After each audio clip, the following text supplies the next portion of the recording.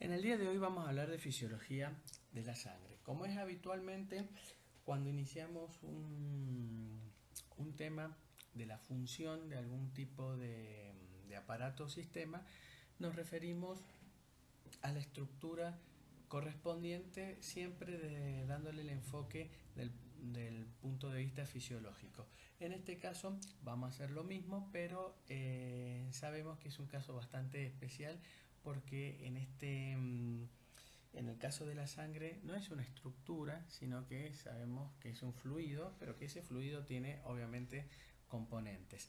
Por lo tanto, eh, han visto muy bien en bioquímica y también en biofísica un poco la estructura y las características propias de los componentes de la sangre. Nosotros vamos a ver la misma estructura que ustedes ya saben, quizás un poquito de un enfoque más fisiológico. Este fluido está conformado fundamentalmente por dos componentes esenciales de la sangre, que es lo que se llama de la sangre entera. El componente acuoso o el componente líquido es lo que se llama el plasma, que está fundamentalmente dado como vehículo, como parte del fluido, es el agua, pero no es agua pura, como todos sabemos, es una solución y dentro del agua que actúa como un solvente, como un transporte, se encuentran múltiples solutos de distintas índoles y características. Y a su vez la sangre tiene células propias de la sangre, propias de este tejido que también por ahí se lo considera a la sangre, que son las células sanguíneas, que dentro de las células sanguíneas, como vamos a ver dentro de un rato, todos sabemos que tenemos tres grandes componentes, que son los glóbulos rojos, los glóbulos blancos y las plaquetas. Estos elementos son los que se llaman por ahí elementos formes, que son las células sanguíneas, son propias de la sangre y que estas células van circulando a través de el líquido, ese líquido es agua, pero que no es, como volvemos a repetir, que no es agua sola, sino que es el plasma, porque sobre ese plasma, sobre ese líquido es donde van disueltos algunas partículas o un sinfín de partículas orgánicas e inorgánicas, y también circulan estas células de la sangre entre otras estructuras que vamos a ir nombrando.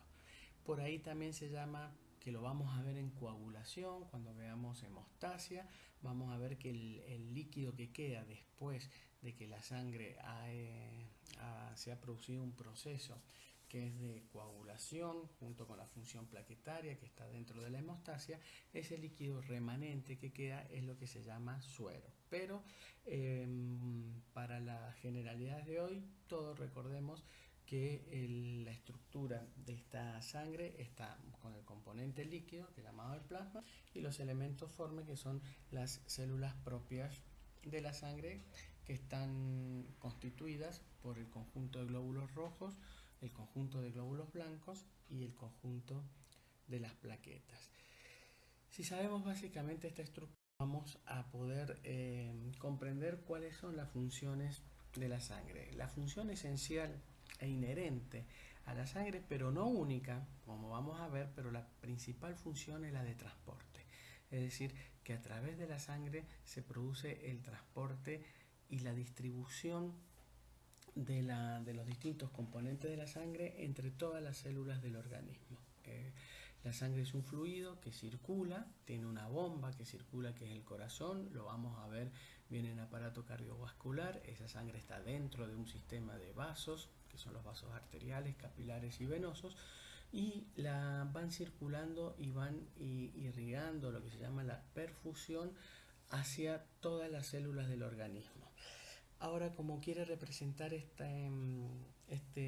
diapositiva, como ven, son todos medios de transporte, pero no son todos iguales. ¿Esto qué les quiere decir? Que las distintas sustancias que se transportan a través de la sangre tienen sus características también de transporte.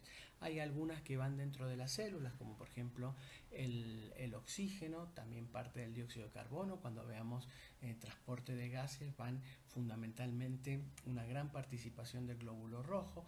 Hay otras sustancias que van dentro de los glóbulos blancos, como pueden ser en bacterias fagocitadas o unas lisosimas u otros proteínas que participan de la inmunidad, del proceso inflamatorio. Hay otras sustancias que van dentro de las plaquetas, que vamos a ver que son muy útiles especialmente para la hemostasia, para la adhesión, para la agregación plaquetaria y para la activación plaquetaria, es decir, para toda la función de las plaquetas, que es lo que vamos a ir viendo con mucho detenimiento una vez llegado el tema. Hay otras que van disueltas solo en el plasma, hay otras que van estas últimas que van disueltas en el plasma pueden ser las proteínas, pueden ser los iones, puede ser el cloro, el sodio, el potasio, el calcio, y hay otras que van unidas a proteínas porque son liposolubles, como muchas vitaminas, como la vitamina A, la vitamina D, la vitamina E, la vitamina K, que son liposolubles y que para ser transportada van a través de proteínas, o como el hierro, que va a través de la transferrina, y u otras sustancias que van, u hormonas, que algunas van libres u otras unidas a otras proteínas. El calcio también va unido a una parte de una proteína, un tipo de calcio. Es decir, el transporte, el denominador común de la función de la sangre, como vemos ahora, es el transporte, pero vamos a ir viendo que de acuerdo al estudio de cada sustancia que vayamos desarrollando, por ahí mencionamos el tipo de transporte que tiene dentro de la... ¿Y qué es lo que transporta, como nosotros decimos? Bueno, todo lo que ustedes puedan pensar y se puedan imaginar con un razonamiento lógico.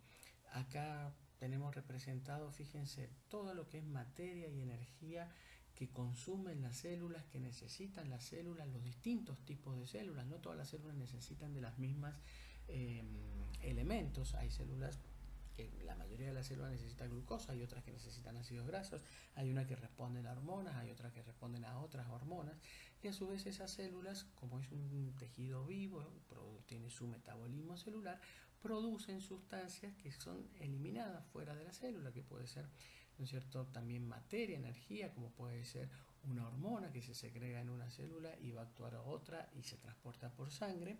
Y es decir, que los elementos de excreción, esto es excreciones de la célula, no significa que sean elementos que tienen que ser desechados. Muchas veces los productos de una célula son utilizados y son fundamentales para otra célula. Es decir, en este esquema, fíjense, en el metabolismo celular hay sustancias o elementos orgánicos o inorgánicos que ingresan a la célula, y hay sustancias orgánicas o inorgánicas que salen de la célula. Eso se llama excreción.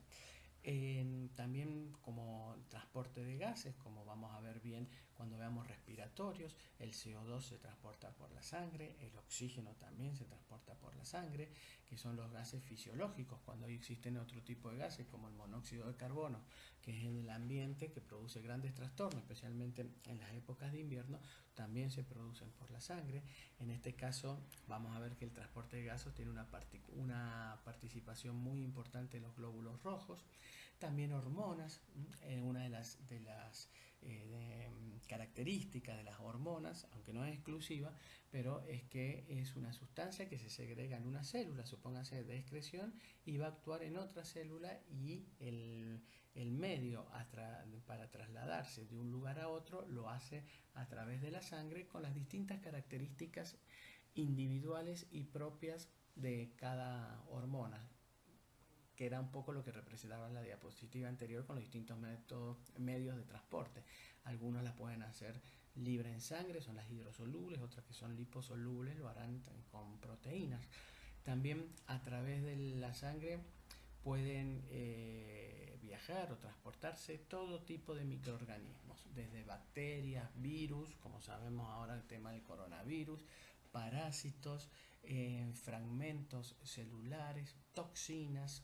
Algunas bacterias producen toxinas y esas toxinas viajan por la sangre, es decir, que si ustedes tienen algún proceso inflamatorio o infeccioso en la boca, un flemón, un absceso dentario, puede esas toxinas o esos microorganismos pueden transportarse a través de la sangre y producir alguna colonización en un órgano vecino o a distancia, por ejemplo en la articulación de la rodilla, de la cadera, en riñón, en el cerebro. Fíjense lo importante que puede ser el tratamiento a nivel de la cavidad bucal, de algún tipo de terapeuta precoz y apropiada, previniendo algún otro tipo de infección o de diseminación de la infección. También la sangre, hablando de infección, tiene mucha importancia en la inmunidad. Esto no en nuestra materia no lo vamos a ver, no vamos a ver la patología blanca, la patología ni la fisiología de la serie blanca, porque eso ya lo han visto en bioquímica y lo van a ver en microbiología con más detenimiento. Por eso, para no sobrecargar la temática, nosotros la serie blanca no la vamos a ver dentro, pero tengan presente que obviamente por la sangre, como vamos a ver en el hemograma, hay distintos glóbulos blancos, hay distintas producciones de esos glóbulos blancos, como pueden ser los anticuerpos, que pueden ser anticuerpos gamma, pueden ser anticuerpos M, los distintos tipos de inmunoglobulinas que puede haber, de citocinas, de factores de complemento, el complemento, que participa todo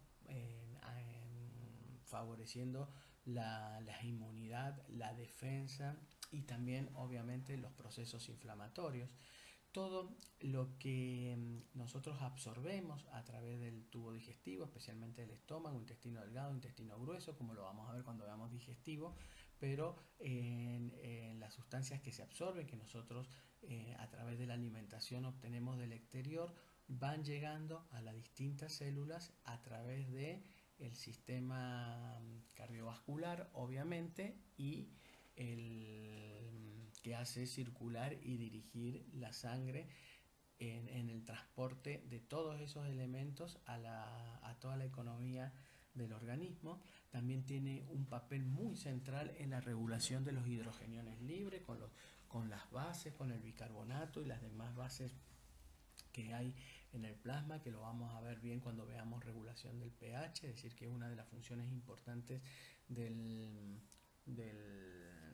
la sangre es la regulación del pH, el transporte de lípidos que pueden venir de la alimentación o que pueden ser producidos por algún tipo de células, producen lípidos. Esos lípidos pueden tener funciones de hormona o pueden tener otras funciones. Son muy importantes el colesterol, que tanto se habla en estos últimos años, con la dieta saludable, con el ejercicio, con el daño que puede hacer el exceso de colesterol sobre las paredes arteriales. Se transporta por la sangre. Los lípidos generalmente no se transportan libres, sino que van unidos a proteínas y forman apoproteínas o lipoproteínas o fosfolípidos. Digamos, hay una gran serie de combinaciones y de tipos de lípidos, pero sepan que se transportan muchos por la sangre, algunos también por el sistema linfático.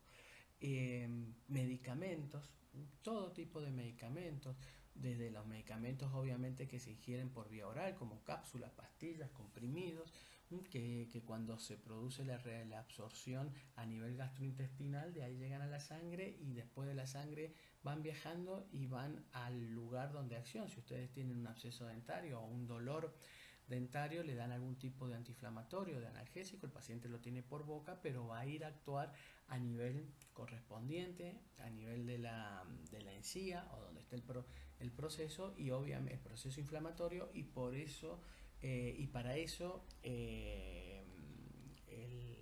se puede dar por vía oral, si se reabsorbe por el intestino, y llegar al lugar de destino a través de la sangre.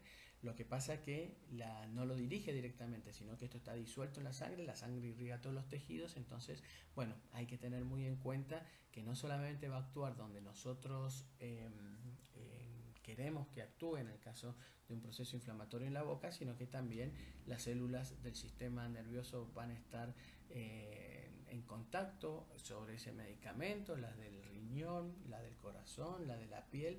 Por eso hay que evaluar muy bien todos los efectos secundarios y tener una comprensión de la fisiología general para de todos los efectos que puede producir especialmente la indicación médica. Y obviamente que acá hay una jeringa, no solamente por vía oral, cuando hay medicaciones que van intravenosas, imagínense, entran directamente al torrente circulatorio, y hay otras que son intramusculares, donde también a través de la capilarización y la irrigación de los músculos van hacia hacia la sangre. Eso por ahí generalmente es más constante, en pequeñas cantidades y más constante. La medicación oral es más rápida de absorción, de acuerdo a la cápsula, de acuerdo a la característica. Todo eso lo van a ver en farmacología, pero tengan en cuenta que todo eso llega o se transporta a todas las células del organismo a través de la sangre. También tenemos aquí todos los tóxicos, es decir, inclusive acá dentro de los medicamentos también hay con menor medida algunas cremas que se ponen, que son tópicas sobre la superficie de la piel, y algunas con mayor o menor incidencia pueden atravesar la piel e ir a la parte circulatoria. Hay algunos que no, especialmente los más locales para la piel, pero hay otros que sí, por ejemplo son parches, especialmente de estrógeno, a veces los utilizan como anticonceptivos, donde se pone el parche y continuamente va entrando a la circulación dosis ya calculadas para tener una concentración óptima para el efecto que se busca. Estábamos hablando de los tóxicos, que puede ser a través de una picadura de algún tipo de insecto, de araña, o de insecto propiamente dicho, abejas, que pueden producir algún tipo de toxina y entrar en el circuito circulatorio y producir lesiones, como por ejemplo la viuda negra, la famosa araña que pica, produce una toxina, entra al torrente circulatorio y produce trastornos neurológicos, contracciones musculares, neurológicos, o la loxosele, que produce una necrosis a nivel de la piel y también a nivel del riñón con afectación renal, y todo lo que podamos tóxicos que pueden entrar por vía digestiva, por vía aérea, a través de la respiración, en los alvéolos. Esas sustancias se pueden absorber y pasar al torrente circulatorio, es decir, todo lo que puede llegar a los capilares y después puede ser la puerta de entrada en algún lugar y de ahí se distribuye y producir alteraciones en distintos tejidos alejados o cercanos, según sea la patología, del lugar de ingreso. Células neoplásicas, esto es importante también, una neoplasia originada en algún lado, maligna, que tiene la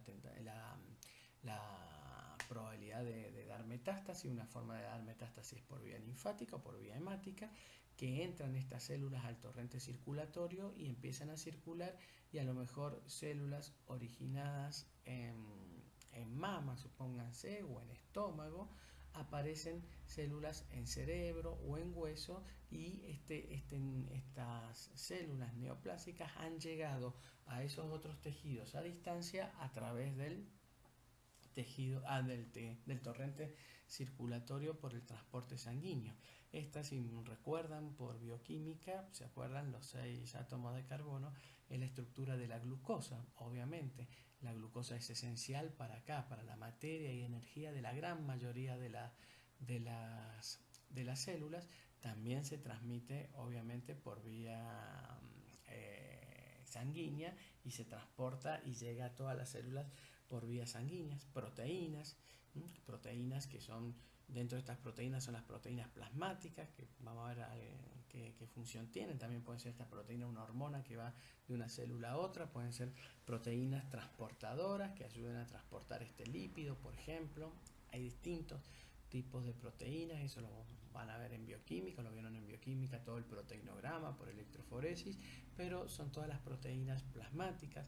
Iones, porque hay, como decimos, sustancias orgánicas como los lípidos, los hidratos de carbono, las proteínas y sustancias inorgánicas como sodio, fíjense, cloro, los distintos iones que en algunos casos está aumentado, otros son mínimos y otros son fisiológicamente eh, estables.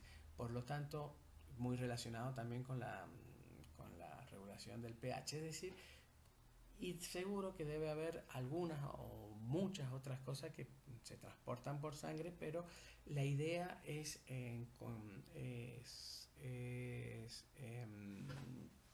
una idea global que es fácil, o sea, es fácil de comprender que la sangre es un medio de transporte. Y de ese medio de transporte hay distintos tipos de transporte de acuerdo a cada una de las múltiples y sin fin de sustancias que puede llegar a transportar desde el punto de vista normal e imagínense desde el punto de vista patológico. Además, la sangre también tiene otras funciones, además de la función esencial de transporte, es un líquido que ejerce y circula. Esto lo vamos a ver mucho con aparato circulatorio, lo vamos a ver bien en cardiovascular, pero es un líquido que ejerce una presión sobre los vasos, en este caso es una arteria, es decir, que la sangre participa de lo que es la presión arterial. Cuando ustedes toman la presión arterial, van a ver que la sangre tiene un componente en la presión arterial. Hay otros componentes mucho más prevalentes, como lo vamos a ver cuando veamos cardiovascular, pero ustedes tengan presente que la sangre es la que realmente ejerce la presión sobre las paredes de la arteria, en este caso sería la presión arterial. También ejerce presión sobre la pared de las venas, sería la presión venosa, y vamos a ver que cuando veamos en cardiovascular, en las venas hay unas válvulas donde la columna de sangre sigue ascendiendo y no desciende, pero por todas las fuerzas circulatorias. También además de ese fenómeno físico que es la presión, acá vemos que también el fluido normalmente tiene un fluido laminal. Es decir, que cuando vieron en biofísica vemos que como es un fluido en forma laminal y que en algún momento esto se puede hacer turbulento, pero por lo generalmente es laminal. Estas propiedades físicas también la sangre tiene unas propiedades químicas importantes que genera presión osmótica, presión oncótica, que son aquellas propiedades o relaciones que tienen los solutos con mayor predisposición a unirse o a retener agua o no, o a liberar agua. Entonces hay dentro de esta solución hay sustancias que retienen las moléculas de agua, como ser por ejemplo las proteínas, como ser por ejemplo la glucosa, el sodio, que lo vamos a ver más adelante cuando veamos la parte de riñón, pero que es muy importante porque esto da la presión osmótica, la presión osmótica de la sangre. Por lo tanto, dentro de los capilares nosotros tenemos una presión más bien física, dada por la presión hidrostática, y una presión más bien química, que es dada por la presión osmótica. De ese juego de presiones surge una fuerza, que son las fuerzas de Starling, que lo vamos a ver con mucho detenimiento cuando veamos cardiovascular, acá solamente lo estamos mencionando, y que del resultado de esta fuerza de Starling hace que en los capilares, en la estructura capilar, que es donde se realiza el intercambio entre los componentes del sistema cardiovascular, es decir, entre los componentes de la sangre con los tejidos, tenemos presiones como la presión hidrostática que tienden a sacar el capilar, a sacar líquido del capilar con las sustancias que de acuerdo a la permeabilidad del capilar lo permita, y otra fuerza que es la que tiene a retenerlo. Del juego de estas presiones, en la parte arterial del capilar predomina la presión hidrostática, el líquido sale al intersticio, y en la parte más distal del capilar, al disminuir la presión hidrostática porque sale agua del capilar al intersticio, y las proteínas, que son una de las sustancias muy importantes que participan de esta presión osmótica y no se filtran, se concentran, entonces en esta parte del extremo capilar predomina la presión oncótica. Todo esto lo vamos a ver muy bien en cardiovascular. Ahora solamente tengan la idea que la sangre, además del transporte, tiene estas funciones muy importantes de la presión física que genera la presión dentro de los vasos, y la presión osmótica, que es esa presión que hace de cohesión, de atrapamiento de moléculas de agua, y que es muy importante especialmente en las zonas de los capilares o de lo que se llama la microcirculación. Y también tiene como funciones importantes, o como otras funciones, la de la regulación de la temperatura. Ustedes saben que para medir la temperatura tenemos una temperatura más periférica y una más central. La temperatura central, producida por el metabolismo muscular, por la circulación, por la actividad cardíaca, por las vísceras, por el metabolismo de las vísceras, está más bien en el centro. Y esa distribución y esa circulación, la sangre también tiene una temperatura, también es un transporte de calor, por lo tanto es importante en la regulación de la temperatura corporal. Hemos sabido, a lo mejor por el pre, lo han visto, o en el secundario, en biología, que hay animales de sangre fría y los animales de sangre caliente. Digamos, los de sangre fría son aquellos que están más adaptados al medio, obviamente, como ser la parte de los peces, y nosotros, y hay algunos animales que varían su temperatura corporal de acuerdo a la temperatura ambiente. Nosotros generalmente tratamos de adaptar la temperatura corporal a la del medio ambiente. En los días de frío, nuestra temperatura corporal permanece en los 37 grados aproximadamente, y en los días de calor también permanece en los 37 grados. En los días de frío, como van a ver en la regulación o han visto en la regulación de la temperatura, en los días de frío hay mecanismos como para aumentar la producción de calor, como son el movimiento, los tiritones, la disminución de la superficie corporal, nos doblamos, el aumento de la capa de ropa entre la piel y la ropa para disminuir la difusión del calor, y cuando en el ambiente hace mucho calor, como vemos, hay más vasodilatación para transmitir el calor hacia el exterior, enfriar el cuerpo, la sudoración, tenemos superficies, aumentamos la superficie de contacto, por ejemplo, dormimos más, ¿cómo decir?, con menos superficie, con mayor superficie corporal, y bueno, todo eso lo que han visto en la regulación de la temperatura. Pero la sangre lleva su temperatura, tal es así que que por ahí han visto en películas o en series, que por ahí la data cuando fallece o una persona, por ahí la data de muerte también, uno de los signos que se va haciendo es el enfriamiento, a cuánto va enfriando, se va enfriando, y es de periférico a central, y la circulación es de tipo central, aunque obviamente circule por la piel, pero se la considera como una circulación central, por eso tiene mucha importancia en la regulación de la temperatura. Y además de estas funciones generales de la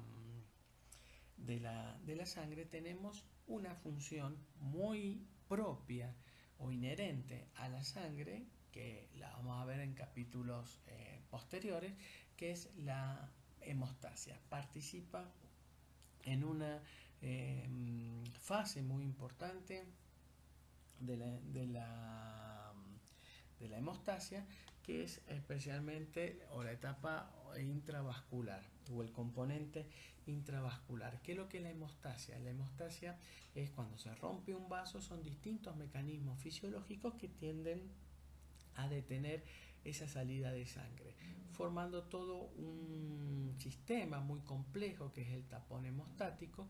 Y para la formación de ese tapón hemostático y de así tratar, o su objetivo es disminuir esta solución de continuidad,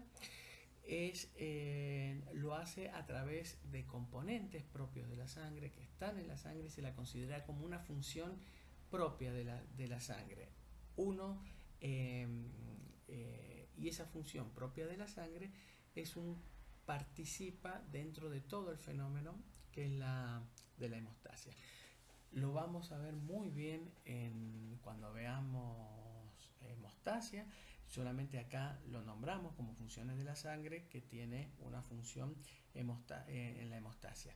¿Cómo participa la sangre en función de en la hemostasia? Con el fenómeno de la coagulación, que es un fenómeno complejo, es un fenómeno enzimático, que el objetivo de ese factor de la coagulación es formar una red, una malla que compacta el tapón plaquetario y que está formado por muchas proteínas que son llamadas factores y que están desde del 1 al 13, siendo el factor 6, que es el calcio, que es un guión. El resto de los factores del 1 al 13 son proteínas. Son proteínas plasmáticas que están en la sangre, y la gran mayoría de ellas son producidas en el hígado. Y el otro factor importante o componente importante de este proceso de la hemostasia tenemos las plaquetas. Las plaquetas ya vimos que son uno de los elementos formes propios de la sangre, y que son las plaquetas. Entonces, entre estos dos componentes, que son los factores de la coagulación y las plaquetas, es considerado como una de las funciones más particulares o propias, por así decirlo, entre otros contextos, de la sangre, que va a merecer capítulos y clases especiales. Una vez que nosotros sabemos las funciones de la sangre así en forma muy general, todos sabemos que cuando queremos hacer un análisis o queremos ver algunos datos, pedimos algunos análisis de laboratorios de rutina frecuentemente, como puede ser el hemograma.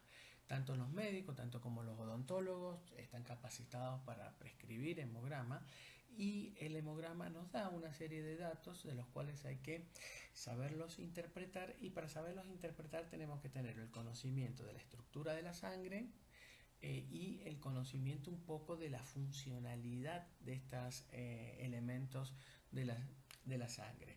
Es tema más de la bioquímica, obviamente. Nosotros acá en fisiología solamente vamos a ver un poco hemograma desde una visión un poco más fisiológica. Si nosotros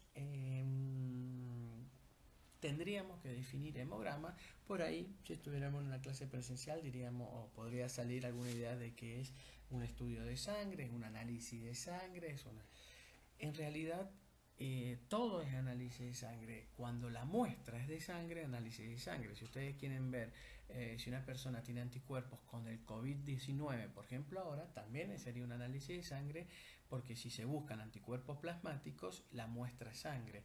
Si quieren ver si tiene una sepsis, tiene alguna bacteria circulando por la sangre, y la muestra de sangre también es un análisis de sangre. Es decir, cualquier componente que se busque en la sangre es un análisis de sangre. Es decir, que esa no sería la definición precisa de lo que es el hemograma. El hemograma, ¿qué entendemos por hemograma? El hemograma, si lo definimos semánticamente o lo definimos muy rígidamente, es el estudio de los elementos formes de la sangre. Eso es lo que nosotros, el hemograma, que nos va a dar información de características propias de los elementos formes de la sangre. ¿Y cuáles son de los elementos formes de la sangre? Nosotros ya vimos que la estructura de la sangre, los elementos formes de la sangre no es más ni menos que las células de la sangre, que son los glóbulos rojos, los glóbulos blancos y las plaquetas. Vemos que fíjense qué se hace. Es una muestra de sangre, por eso les digo, es un análisis de sangre, se hace con una punción venosa, y inmediatamente, si ustedes prestan atención o recuerdan, cuando se pide el hemograma, el técnico o el bioquímico de esta muestra de sangre saca un par de gotas y lo pone en un portaobjeto y después lo fija y lo colorea, que es la técnica que hacen ya, está en el campo de la parte de técnica de laboratorio o de los bioquímicos.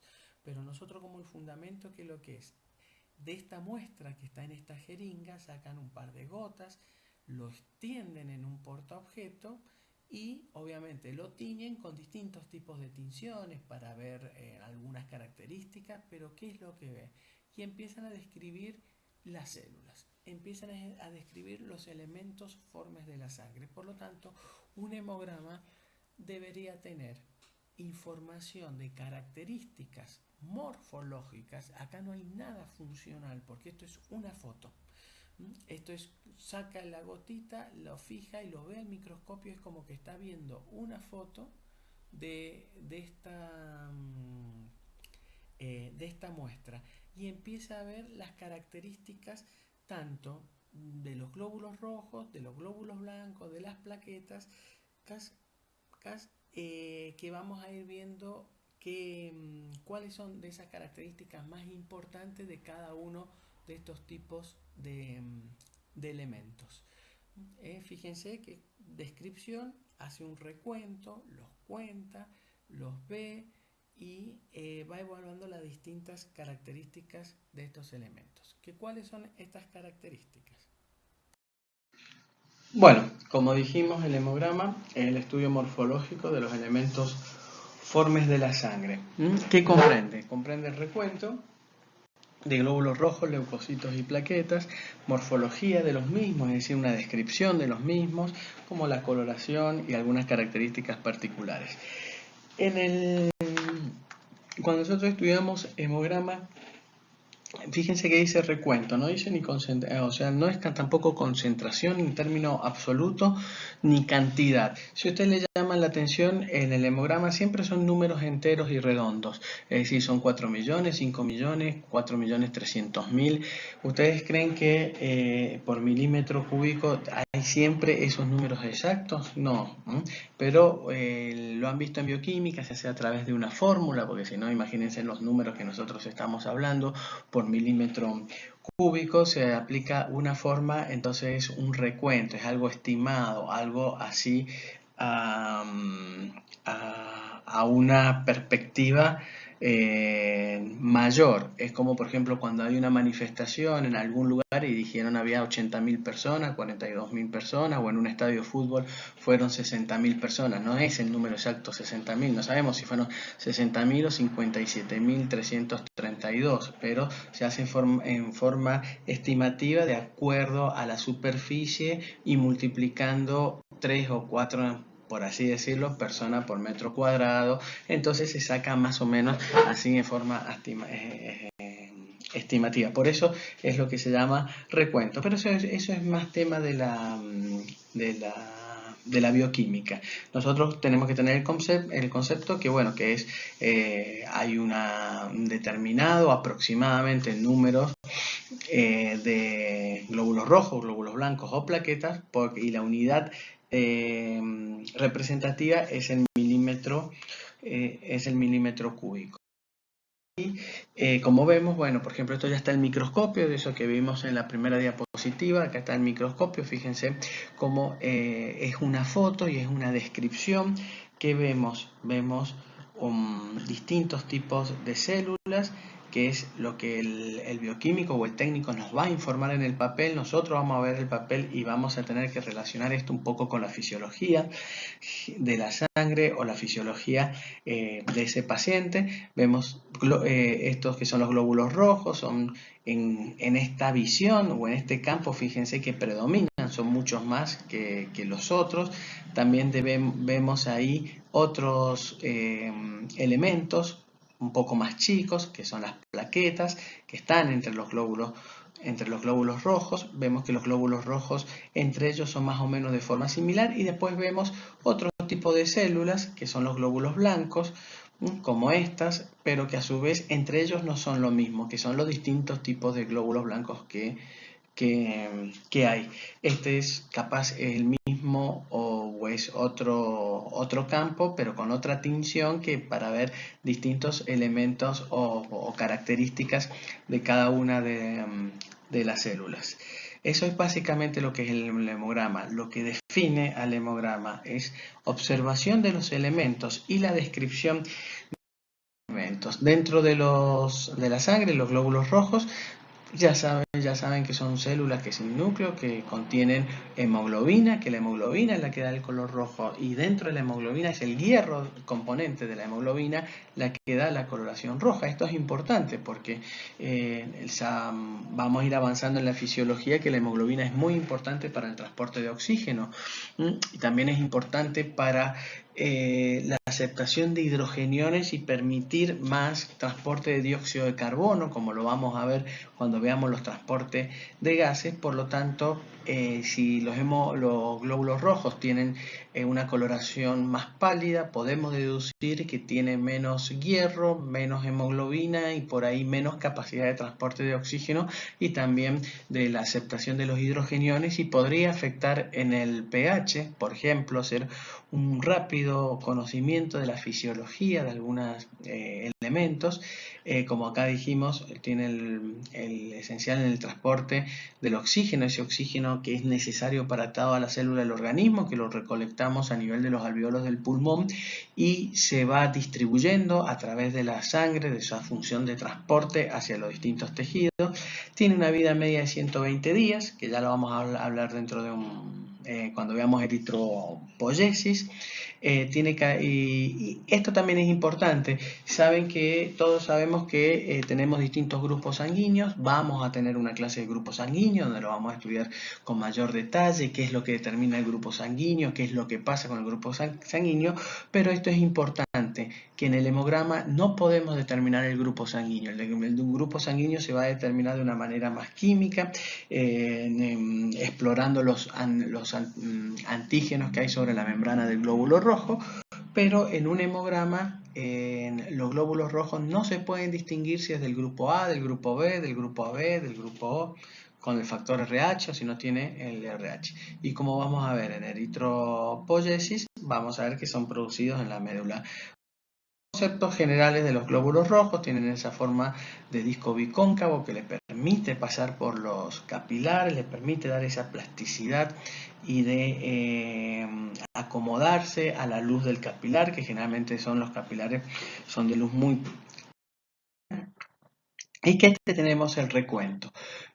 Yo les diría que los valores tengan una aproximación de los valores, obviamente dentro de una lógica, no se encasillen en valores absolutos, es decir, acá yo les he puesto entre 5 y 5 millones y medio en los hombres, en la mujer es un poco menor, pero no significa que si tiene 4.800.000 está mal o está bajo, tiene una anemia, va todo dentro de un contexto.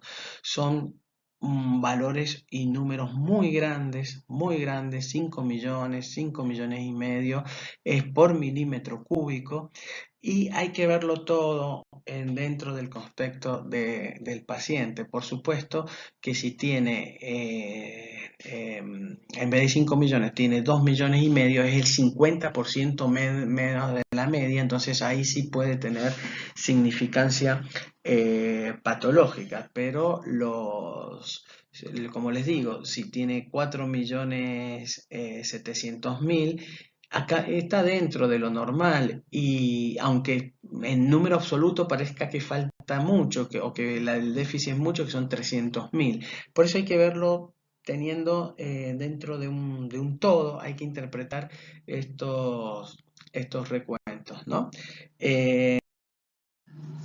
¿Qué es lo que observa el bioquímico o el técnico? Y nosotros nos da información, pero como les digo, esto no está tanto para que ustedes estudien el hemograma o específicamente, sino los datos del punto de vista fisiológico. Nos va a informar la forma, ¿no es cierto? Normalmente nos va a decir que tienen forma normal o forma de bicóncavo. Esto es muy importante porque cuando veamos microcirculación vamos a ver lo importante que es que tenga esta forma. Hay glóbulos rojos que tienen otro tipo de forma, por lo tanto su vida media va a ser menor o va a tener otras características. Pero esta es la forma, nosotros es importante para después interpretar un poco o relacionarlo con la fisiología normal. Tenemos que algunos son esferocitos, hay algunos que ya en la genética son por trastornos hereditarios o familiares, que hay una esferocitosis. Hay otros que tienen forma de falciforme o como si fuera de media luna. Son distintos tipos de glóbulos rojos que sabemos que transportan oxígeno, que tienen una vida media de 120 días, por lo tanto la forma, puede haber algún tipo de alteraciones en ese tipo de función, puede haber glóbulos rojos rotos ¿por quién? Por una inmunoglobulina que los rompe o por algún traumatismo en alguna zona que pasen esos glóbulos rojos y se rompan, es decir, se puede interpretar de distintas maneras y obviamente de acuerdo al paciente. Volvemos acá, el bioquímico observa y describe. Acá tenemos cómo se produce la eritropoyesis. Los eritrocitos, los glóbulos rojos maduros, son los que vamos a ver en la sangre periférica. Como vimos en la otra diapositiva, es una punción venosa, es una muestra y se absorben mililitros de sangre que ocasionalmente y justo pasaban en ese tiempo y lugar donde estaba la aguja. Entonces la muestra es de sangre, es un análisis de sangre, volvemos a decir, la muestra es de sangre, pero el hemograma es el extendido y se ve, ¿no es cierto? Y aquí fíjense esas células en forma de media luna, que son falciformes. Acá tienen, bueno, algún tipo de patología como es la eritroblastosis fetal, o si tienen algún tipo de formas, cambios de forma, como puede ser la esferocitosis. Acá está más con el tamaño, que es lo que vamos a ver ahora. Los glóbulos rojos, además del recuento y de la forma, también nos debe importar el tamaño, ¿no es cierto? Y el tamaño se los va a traducir en estos términos. Normocítico, si es un tamaño normal, donde ya el ojo clínico, por así decirlo, y las escalas del quien lo mira, ya sabe que por su experiencia, por su patrón de comparación, que son tamaños normales. Por ahí hay algunos que son tamaños más grandes y se llama megaloblástico. El blástico hace referencia a más grande, pero también más inmaduro. Vamos a ver en eritropoyesis que a medida que se van dividiendo las células van madurando.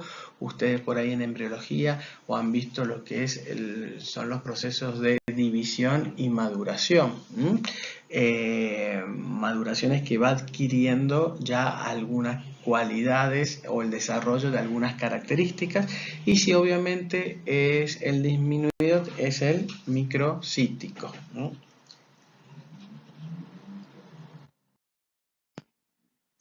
Además, como dijimos del tamaño, también es importante el color. El color, como volvemos a repasar, depende de la concentración de la hemoglobina, y de acuerdo al patrón de comparación que ya tiene el profesional que realiza el hemograma, le puede decir si tiene más color o menos color, o el color normal de la media. En base a eso está esa terminología, que es el hipocrómico, normocrómico o hipercrómico. Lo que más van a encontrar en la realidad es el normocrómico y el hipocrómico, que significa un tinte más pálido del rojo habitual de los glóbulos rojos, dado por el hierro, que es el componente del grupo M de la hemoglobina. Y esto es importante porque ahí en el transporte de oxígeno sí tiene un papel primordial. Acá tenemos, fíjense, por ejemplo, acá nosotros tenemos la hemoglobina, la concentración de la hemoglobina. Si bien por ahí lo han visto en bioquímica, el término de anemia está dado por la concentración de hemoglobina. Realmente cuando baja más de 10 gramos por litro, y no tanto por el número de los glóbulos rojos. Si bien es obvio, la hemoglobina está dentro de de los glóbulos rojos, y si hay menos glóbulos rojos hay menos hemoglobina, pero puede ser en algunos casos donde el número de glóbulos rojos esté relativamente bien, pero la hemoglobina que tiene en su interior está disminuida o tiene una estructura distinta, como el caso de las talasemias, que es ya desde el punto de vista más patológico. Pero el término de anemia por eso está referido semánticamente a la concentración de hemoglobina, muy íntimamente relacionado obviamente con la cantidad de glóbulos rojos. Entonces nosotros tenemos, fíjense, si nosotros tenemos acá estos glóbulos rojos, son de forma, tienen disco bicóncavo, son de forma normal, son normocíticas porque tienen forma normal y tamaño normal. El tamaño está bien, pero ¿qué vemos acá?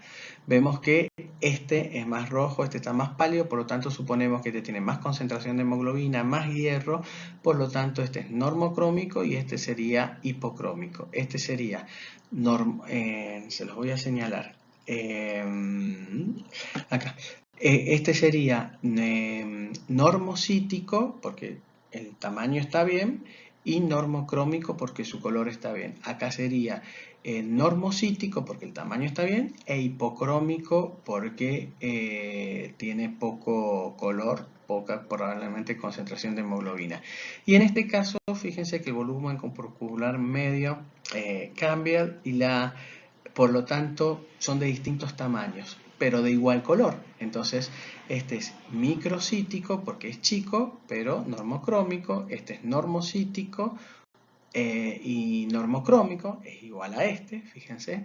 Y este es macrocítico y sería normocrómico. Este es macrocítico. Esto es muy raro que el glóbulo rojo esté agrandado solamente, sino que generalmente cuando está agrandado tiene otra forma, es más inmaduro, por eso este término por ahí lo van a encontrar como normoblástico. Es decir, puede ser macrocítico o normoblástico. El término de normoblástico está más dado por la inmadurez y generalmente un glóbulo rojo más grande por lo general es más inmaduro y hay algún tipo de anemias típicas que son las normoblásticas, por alteración en el factor intrínseco, pero que no es tanto campo de la fisiología, que es más de la fisiopatología. Pero ustedes cuando pidan un hemograma en su práctica profesional de odontólogos, tienen que interpretar que desde el punto de vista fisiológico lo importante que es el que tiene la forma, especialmente para el pasaje a nivel de los capilares, el color por la concentración de hemoglobina y la función que tiene la hemoglobina, que lo vamos a ir viendo más adelante, y también obviamente y después también, esto es importante, algunas características particulares de los glóbulos rojos. Generalmente todos los glóbulos rojos son iguales entre sí, con algunas variaciones que algunos pueden tener distintas formas, con lo que hemos dicho. Los glóbulos rojos son distintos en el sentido de que son de distintos grupos, pero que en el hemograma por la visión no se puede ver, porque el antígeno no se ve en el hemograma. El antígeno es una proteína que está sobre la superficie del glóbulo rojo, y eso se hace con métodos químicos, se descubre o se identifica cuál es el antígeno que tiene y que da al grupo correspondiente. Pero algunos glóbulos rojos en un poquito porcentaje, 0,5, 1, 2, tienen esbozos de núcleo. Dijimos, ya saben que no tienen núcleo, sino que tienen un esbozo de núcleo, lo que queda del núcleo, y que son esos se llaman reticulocitos. Es que son los glóbulos rojos más nuevos, son como, entre comillas, los bebés de los glóbulos rojos que están saliendo de la médula ósea y que en poco tiempo circulatorio ya pierden esos restos de núcleo y es un glóbulo rojo maduro, y que su vida media, que vamos a hablar dentro de un rato de la vida media, o en la clase de eritropoyesis, es aproximadamente 120 días. ¿Qué pasa con la serie blanca? La serie blanca, como dijimos al inicio, no la vamos a estudiar profundamente, no vamos a ver la formación y la función de la inmunidad, porque eso ya es capítulo de que ustedes tienen en bioquímica y en microbiología.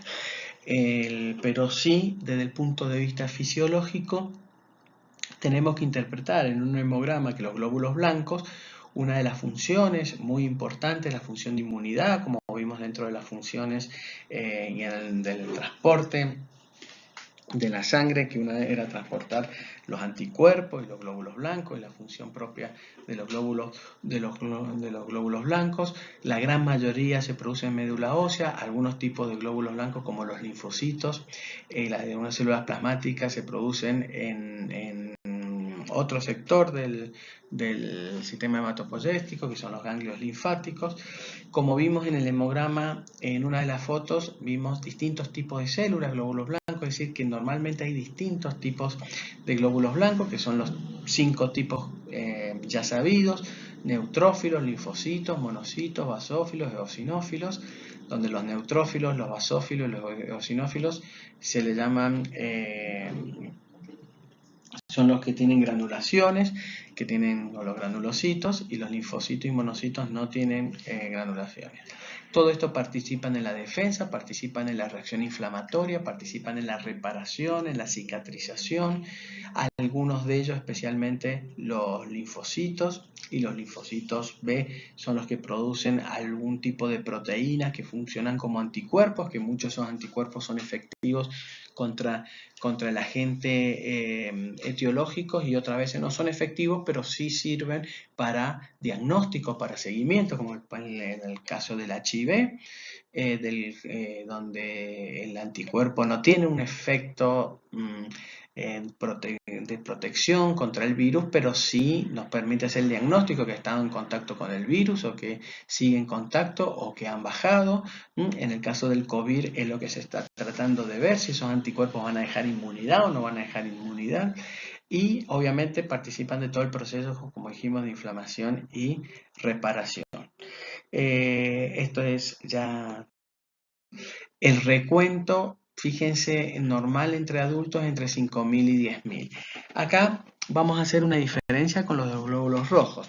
Los glóbulos rojos dijimos que eran 4 millones y medio, 5 millones y medio, 5 millones. Fíjense, entre 4 millones y medio y 5 millones tienen 1 millón de diferencia, y por ahí lo tratamos como dentro de lo normal, no le damos tanta implicancia, a lo mejor en un hemograma sin otra patología o sin lo que estamos buscando. En el caso de los glóbulos blancos es distinto. ¿Por qué? Porque estos extremos sí son bastante estables. Ustedes tienen un recuento en los adultos, esto también es importante, que en los adultos, que es entre 5.000 y 10.000 glóbulos blancos por milímetro de mercurio. Eso, por milímetro cúbico, perdón, no milímetro de mercurio. Estos límites son más rígidos. Si ustedes tienen a lo mejor un proceso inflamatorio en la cavidad oral, en la encía, un absceso, y el paciente les piden un hemograma y le da 12.000 blancos, ya es un aumento considerable de los glóbulos blancos, y es lo que se llama una leucocitosis. Y ustedes pueden decir, bueno, de 10.000 a 2.000, y si esos 2.000 o 1.000, 11.000 o 11.500 es significativo. Y a lo mejor en el caso de los glóbulos rojos, que la variación de los límites sean 200, 300 o 400.000, por ahí no es tan significativo si uno lo ve dentro de otro contexto. Pero en el glóbulo blanco, sí. Ustedes recuerden que en los adultos, en los niños es más el valor y la fórmula está invertida, pero en los adultos estos límites son bastante estables, entre 5.000 y 10.000 glóbulos blancos por milímetro cúbico. Milímetro cúbico de sangre entera, obviamente. Ahora bien, Todos esos glóbulos blancos, el recuento de glóbulos blancos, es de la totalidad de los tipos de glóbulos blancos. Entonces, en esos 5.000 o entre esos 5.000 y 10.000 tenemos que están englobados todos los tipos de glóbulos blancos que nosotros ya hablamos, los granulocitos y los agranulocitos. Acá tenemos otra vez, fíjense el hemograma, y acá ven dentro de esta visión del microscopio cómo tienen que aparentemente son monocitos, como dice, ve que tiene el numerito 3, estos son los granulocitos, que lo identifica obviamente el profesional que está haciendo y mirando el extendido. Lo que dijimos básicamente muy elemental es en que los glóbulos blancos participan de la inmunidad. Por lo general tenemos que existen neutrófilos. Los neutrófilos es más contra la defensa de agentes bacterianos. Los monocitos en procesos inflamatorios agudos y crónicos, obviamente, son los que producen la fagocitosis, la exposición del antígeno. Los linfocitos, especialmente más en las infecciones virales. Siempre están las excepciones, pero esto es más prevalente por los característicos. Esto sabemos, especialmente o por el estudio del SIDA, cuando hablamos de los linfocitos B y de los linfocitos T. Los linfocitos son del tipo T y B, pero en el hemograma, en la vista de los linfocitos, no se pueden identificar si son T o B. Es decir, que hay que hacer estudios de inmunoquímica para saber si esos tipos de linfocitos, algunos son T y algunos son B. Los B son los que generalmente producen los anticuerpos. Los eosinófilos, que en procesos parasitarios y alérgicos a veces están aumentados, y los basófilos son aquellos que van regulando continuamente la respuesta inflamatoria, con liberación de histamina, con liberación también de sustancias que producen lisis de las bacterias, de toxinas, bueno, con todo lo que van a ver con muchísimo detalle en otras asignaturas. Lo que sí tenemos que tener consciente es que, como dijimos, ese recuento total de los glóbulos blancos está dado por el recuento total de todos los tipos. Ahora bien, no hay una distribución proporcional, es decir, que no todos aportan la misma proporción a ese todo entre 5.000 y 10.000, sino que en la distribución de esos tipos de glóbulos blancos está dada por la concentración que tienen, por la cantidad de que hay, y que es lo que se llama la fórmula leucocitaria, que como ustedes bien saben, esto es en los adultos. Los neutrófilos tienen alrededor más del 60-65%, es decir, más de la mitad de los glóbulos blancos son neutrófilos, y que son la primera línea de defensa, especialmente contra infecciones bacterianas. Después en el segundo lugar están los linfocitos, que están con un 30% aproximadamente. Fíjense que entre los neutrófilos y los linfocitos se llevan prácticamente el 90% de la cantidad de leucocitos. Después tenemos los monocitos, muy alejados ya con un 5%, los eosinófilos de 1 a 2% y los basófilos menos de 1%. Esto es distinto porque quien haga odontopediatría o haga en los niños, primeramente que el número de glóbulos rojos es mayor, de glóbulos blancos es mayor, puede ser hasta 15.000, y la fórmula se invierte, que son los linfocitos, hay mayor que los neutrófilos.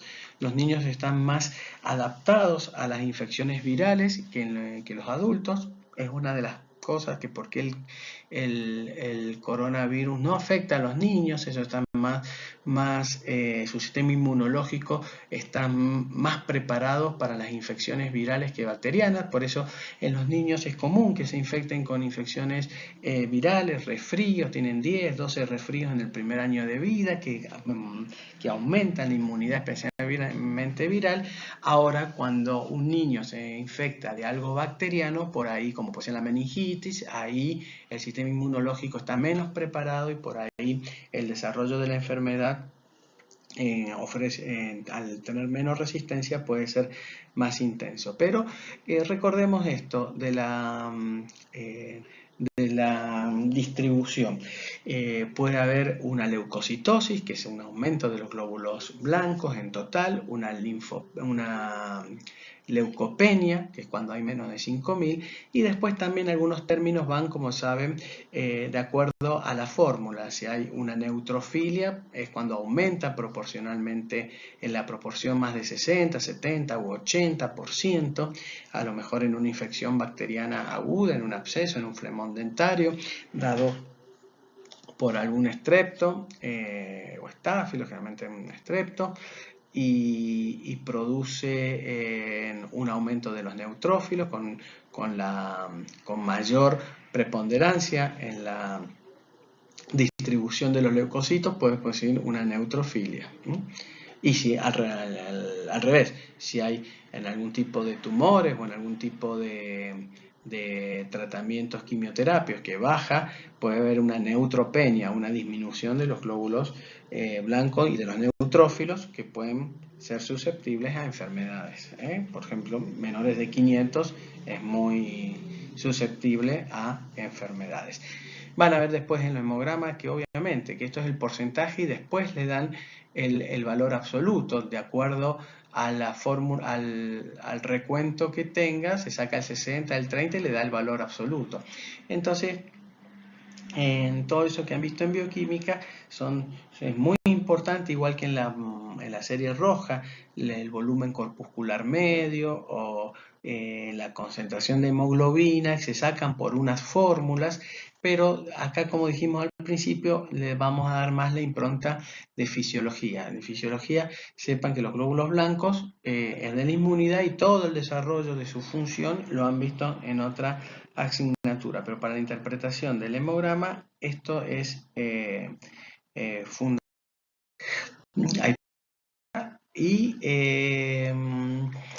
¿qué características particulares pueden tener los glóbulos blancos? En el caso de los glóbulos rojos dijimos que eran los reticulocitos, y esto es importante porque puede haber algunas formas inmaduras llamadas blastos, y ojo con esto, porque las formas inmaduras, que son las famosas, esas llamadas blastos, generalmente son glóbulos blancos que por ahí salen antes de tiempo cuando hay infecciones graves. Es bastante raro de ver eso, es bastante raro, pero un detalle, o no detalle, sino una importancia que por algo me llevó a poner y a comunicarles esto y a hablar 2 minutos de este tema de los blastos, que pueden ser patologías muy serias, hematológicas, propias de la hematología, porque los glóbulos blancos son las células propias de la sangre, que como son las leucemias. Y este tema es importante porque a veces en la sintomatología, los inicios de la leucemia, puede el paciente venir por un sangrado de encía y consulta, la primera consulta es el odontólogo, entonces el odontólogo revisa las encías, obviamente, puede dar su impresión diagnóstica, pero si no encuentra una causa explícita, una causa aparente desde la ciencia odontológica y pide un hemograma, no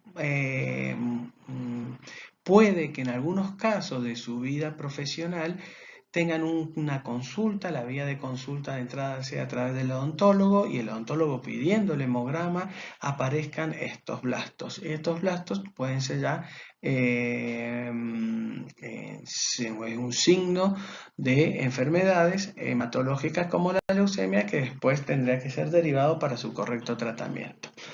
Entonces esto a tenerlo en cuenta. Y otra cosa, las granulaciones patológicas, generalmente en proceso inflamatorio agudo. Es muy común que informen esto un bioquímico que ve en los glóbulos blancos granulaciones patológicas.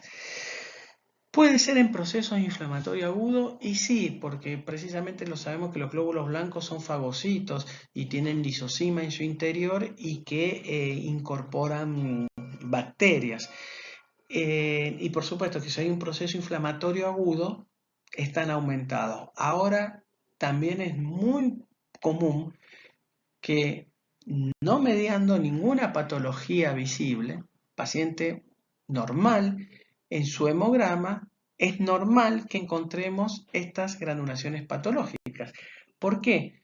Porque normalmente el sistema inmunológico y los glóbulos blancos continuamente están fagocitando bacterias, bacterias que entran por la vía digestiva, bacterias que entran por el aire, bacterias que entran por la encía, continuamente por la piel, tenemos una pequeña herida en la piel y puede entrar una bacteria, pero ahora bien, ustedes saben que para la relación era el inóculo, la virulencia sobre la resistencia para producir algún tipo de patología infecciosa.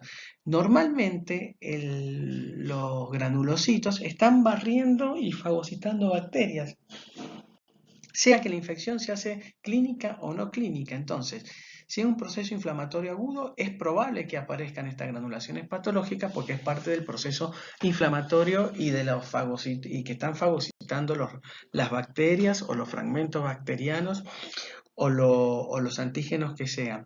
Pero también, como es una función habitual, es un barrido, es una limpieza continua que está haciendo nuestro sistema inmunológico, es común que encontremos esas granulaciones patológicas dentro de los glóbulos blancos, pero que no signifiquen patología, sino que son patológicas porque, bueno, son bacterias que andan y que han sido fagocitadas o detectadas por este sistema inmune.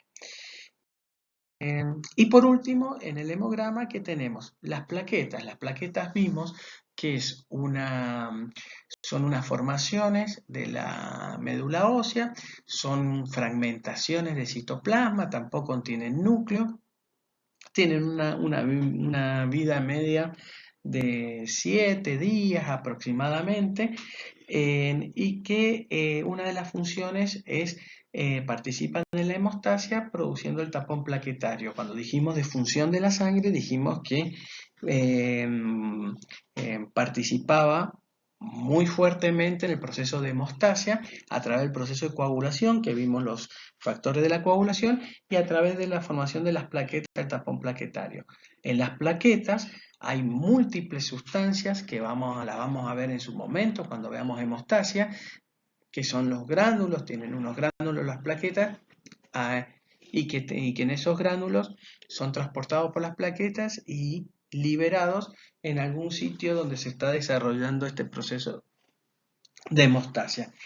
Son, por ejemplo, algunos tienen algunos factores de la coagulación, tienen calcio, tienen algunos factores propios plaquetarios que lo vamos a ir desarrollando cuando veamos el tema de el recuento plaquetario aproximadamente es entre 150.000 y 350.000. Estos valores son importantes, especialmente el valor mínimo. El máximo van a ver que hay algunos que tienen 350.000, otros libros que le dan 450.000, 500.000, pero el valor mínimo es el que tenemos que por ahí tener presente. El valor mínimo de plaqueta debe ser 150.000 por milímetro cúbico. Cuando estos 150.000 están por debajo, ya podemos hablar de plaquetopenia. Plaquetopenia es disminución del valor de las plaquetas. Tema que lo vamos a ver cuando veamos hemostasia. Hablando de los valores, es importante, ustedes sepan que si bien hay algunos valores más bien estrictos, como en el caso de los glóbulos blancos o en el caso de acá de mínimo las plaquetas, pero en cada laboratorio tiene su propia técnica, tiene su propia estadística, cada laboratorio tiene las variables propias de la especialidad que ya entramos en el campo de la bioquímica y que lo saben ellos, pero en base a eso, en el papel o en el informe que ustedes lean, siempre entre paréntesis tienen el valor normal. Por eso no hay que tener vergüenza, no hay que ver los valores normales. porque esto es interpretativo, es decir, el valor real que tiene el paciente y el valor normal. A veces esos valores normales cambian según el laboratorio por distintas variables técnicas de equipamiento o métodos, distintos métodos, y le dan distintos valores. Por eso es importante comparar el valor real que tiene el paciente con el valor normal o habitual para esa técnica o ese tipo de laboratorio, y nosotros interpretarlo desde el punto de vista fisiológico, qué información relevante puede darnos eso. Esto que hablamos con respecto del hemograma. En el hemograma es bastante frecuente que le informen también otro que es el hematocrito. Otro estudio que es el hematocrito. ¿Qué es el hematocrito? ¿Es un estudio de sangre? Sí, es un estudio de sangre porque la muestra se hace con sangre. ¿Es lo mismo que el hemograma? No, porque el hemograma es, como dijimos, el extendido y ver la célula, forma, tamaño, color, tipos, cuántos hay, la fórmula leucocitaria, las plaquetas, y ver los elementos formes de la sangre. El hematocrito por ahí se saca con una cuenta, hay una técnica, hay una fórmula, o también se hace en forma física. Pero ¿qué es el hematocrito? Por lo general, como les digo, les vuelvo a repetir, cuando se pide el hemograma puede venir incluido el hematocrito, en algunos otros casos no puede venir incluido el hematocrito y hay que pedirlo aparte. Y bueno, unos laboratorios lo hacen junto con el hemograma y otros laboratorios no lo hacen si no lo tienen pedido, digamos. Eso es medio según las costumbres de cada uno. Y en realidad son dos cosas distintas, porque si tenemos que definir hemograma es el estudio de los elementos formes y se hace de una manera distinta. El hematocrito, ¿qué es lo que es? Es ver la relación porcentual que ocupan los elementos formes de la sangre, fundamentalmente los glóbulos rojos, que como vimos hay en mayores cantidades, sobre el plasma o sobre la sangre total. Es decir, sobre la sangre total, ¿cuánto porcentaje ocupa los elementos formes y cuánto porcentaje ocupa el plasma? Eso es lo que es el hematocrito. Conceptualmente es otra cosa totalmente distinta al hemograma, que a veces cuando uno pide hemograma está el informe del hematocrito, puede ser. Entonces,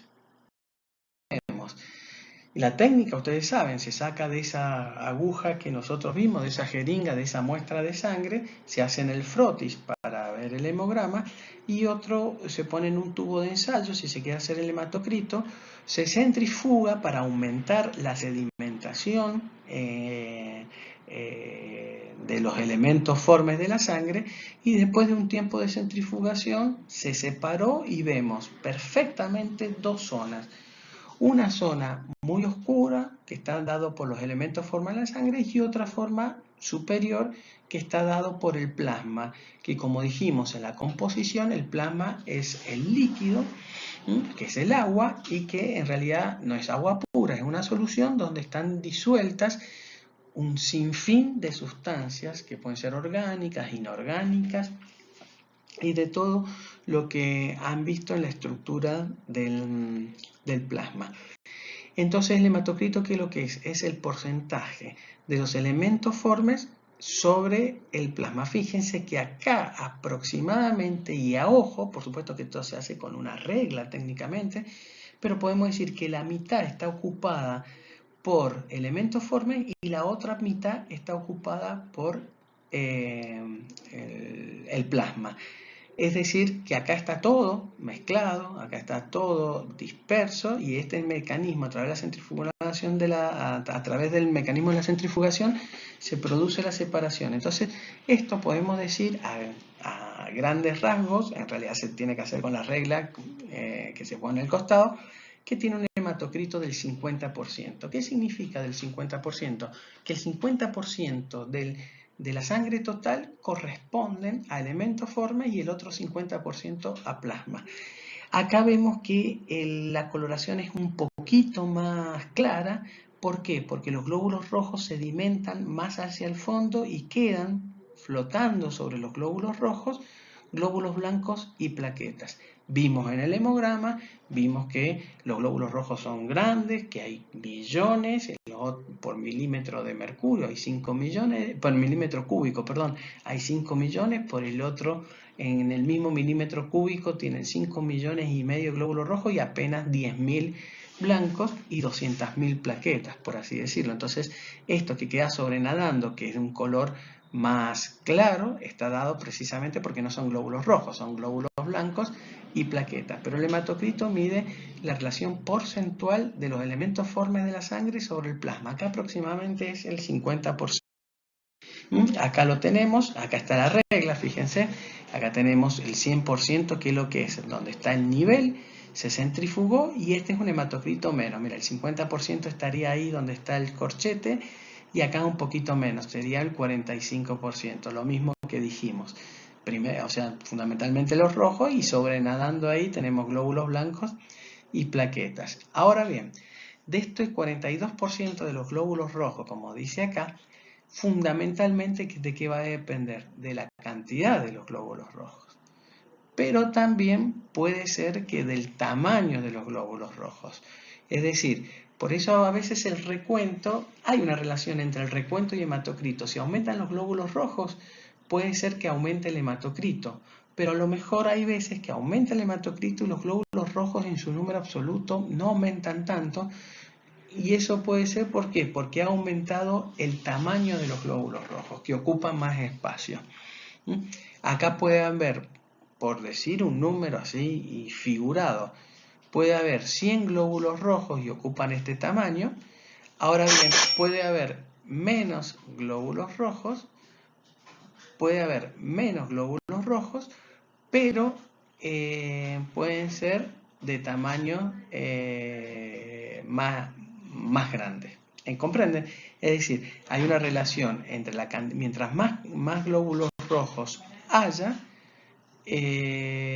más hematocrito va a haber, que es lo fundamental, eso es lo prevalente, pero también hay que tener en cuenta en un razonamiento fisiológico que a lo mejor los glóbulos rojos no están tan aumentados, pero sí están aumentados el tamaño de los glóbulos rojos. O a la inversa, puede ser que el número de glóbulos rojos esté bien, pero sean microcíticos, sean chiquitos, por lo tanto el hematocrito, el espacio que van a ocupar ese mismo número de glóbulos rojos, al ser más chiquito es menor, por lo tanto el hematocrito baja.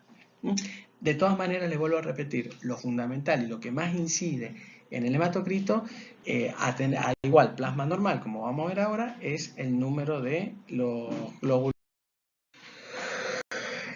Y acá tenemos, fíjense, en este caso el hematocrito, ¿por qué puede estar aumentado? Puede estar aumentado por dos variables. Puede estar aumentado porque aumente el número de glóbulos rojos. Obviamente, si hay más número de glóbulos rojos o el tamaño, como dijimos recién, lo que más prevalece es el aumento de glóbulos rojos, aumenta el hematocrito. Este hematocrito podemos decir que tiene más del 50%. El 50% estaría acá, tiene a lo mejor el 60%, por así decirlo. O también puede ser que sea por un componente plasmático. Por ejemplo, que el número de los glóbulos rojos esté bien, pero que baje, ¿qué cosa? El componente plasmático, como por ejemplo en las deshidrataciones, pacientes que están deshidratados, con muchos vómitos, con mucha diarrea, porque no come, por múltiples razones que produce una deshidratación, baja el plasma, entonces al haber menos plasma, la columna o la concentración de glóbulos rojos aumenta. Esa es una de las formas. La otra, ¿cuál puede ser? Por ejemplo, a la inversa. ¿Por qué puede tener un hematocrito disminuido? Y disminuido porque hay pocos glóbulos rojos, como por ejemplo en la anemia. Supónganse que esta enferma que está acá perdió mucha sangre por algún lado, por una metrorragia, por un accidente, por una cirugía, por lo que sea, perdió mucha sangre y por lo tanto el nivel de los glóbulos rojos va bajando, por lo tanto el hematocrito va disminuyendo porque el espacio porcentual que ocupa de la sangre entera disminuye, por lo tanto el hematocrito disminuye. O puede ser que además de eso y a su vez esté sobrehidratada, miren, le están pasando suero, perdió sangre y suero, entonces en ese momento también puede ser que aumente el plasma. Entonces es una relación entre factores que pueden aumentar o disminuir el componente celular y factores que pueden aumentar o disminuir el componente plasmático. De la relación proporcional entre ellos es lo que sale el hematocrito. De comprenderlo. Y por último, de esta clase tenemos otro fenómeno que se llama la eritrosedimentación o las velocidades de sedimentación globular. Esto es bastante, tiene que ver con el hematocrito, pero no se confundan, porque el hematocrito es la relación porcentual que hay entre el componente celular y el componente plasmático. Esto es con la velocidad con que disminuyen, con que decantan o con que se sedimentan los glóbulos. Acá tienen, fíjense, unas probetas, o unas pipetas más que probetas, y que están a distintos niveles. Miren, están a distintos niveles la separación entre el componente celular y el plasma. Pero acá no hubo una centrifugación, porque lo que se busca es la velocidad con que desciende y no se busca la relación porcentual. Si uno busca la relación porcentual, este proceso lo acelera y hace el hematocrito. A la larga, todo esto, que pase horas, van a ir sedimentando con el tiempo los glóbulos rojos y van a terminar y se va a poder determinar al final, cuando se sedimenten todo, en el hematocrito. Pero no es lo que se busca. Lo que se busca es la velocidad con que sedimentan los glóbulos rojos. Y ustedes saben que velocidad es espacio sobre tiempo. Esto se mide en milímetros, son milímetros lineales, milímetros, y se hace por la unidad de tiempo que es la hora.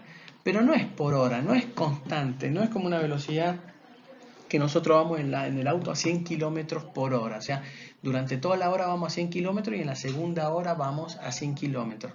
Esto, la velocidad es variable, no es constante, y la que tiene significación clínica y significación estadística es la en la primera hora. Es decir, se saca sangre, se pone en estas pipetas, se prende el cronómetro y a la primera hora se ve cuánto ha descendido. Solamente en la primera hora, que es la que tiene valor. Por eso la unidad o el informe de la velocidad de sedimentación globular le va a venir 7, 8, 9, 10, 15, 20, lo que sea, milímetro en la primera hora. No es por hora, sino en la primera hora. Después ya, si ustedes lo dejan con el tiempo, a lo mejor al otro día ya sedimentó todo y dicen, bueno, de paso veo el hematocrito. Pero si quieren el hematocrito de entrada, lo centrifugan y aumentan, con la centrifugación, aumentan la velocidad de sedimentación precisamente. ¿Y esto de qué va a depender? Fíjense, nosotros, acá yo se lo he graficado, tenemos un tubo donde tenemos los glóbulos rojos que están en el plasma, disueltos en el plasma o en el plasma. Si se los deja quietos y en una posición vertical, por efecto de la gravedad, van a ir descendiendo. Miren acá el nivel empezamos en este nivel y supónganse que sea esta la primera hora, ha descendido ahora se los marco, desde este nivel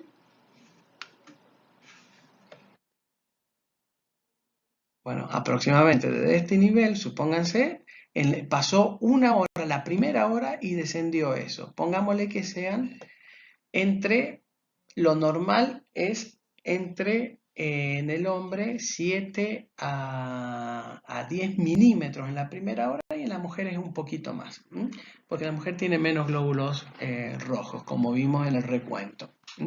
Entonces, pasó la primera hora y se fue sonó la alarma del cronómetro, el técnico vio y dice, bueno, acá está el nivel y bajó tantos milímetros en la primera hora.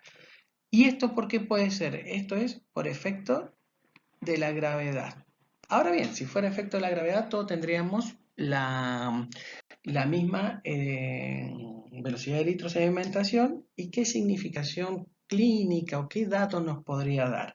Porque desde el punto de vista fisiológico, esta eritrosedimentación o la velocidad de eritrosedimentación, que sedimenten más rápidos o menos rápido, va a depender de algunos factores. Entonces, espera que les marco acá.